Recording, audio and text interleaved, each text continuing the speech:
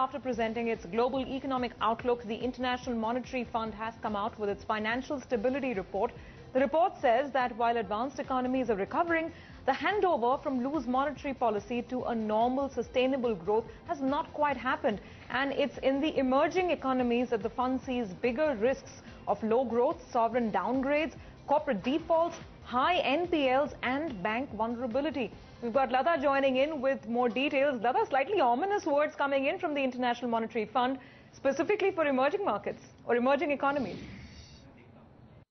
Actually, the IMF started presenting a global stability report after the Asian crisis and of 1999, and it assumed importance after the global financial crisis of 2008, which involved the Lehman Bank.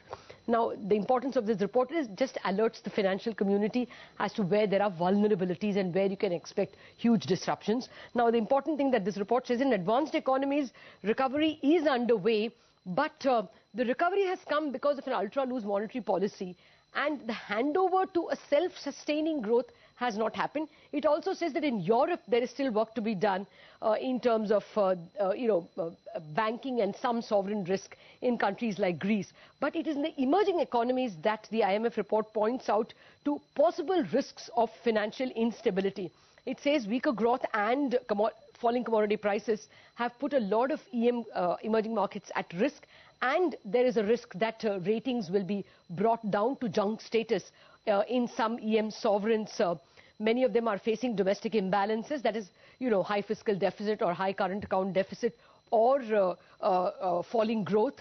It also points out that during this flush liquidity times, which continue even today, a lot of emerging market corporates have borrowed very heavily. They are highly leveraged and they are at risk both from high leverage and from currency risk. They also point out that in places where there is no bond risk, there can be a risk of banks having a lot of NPLs. So those are the stress points.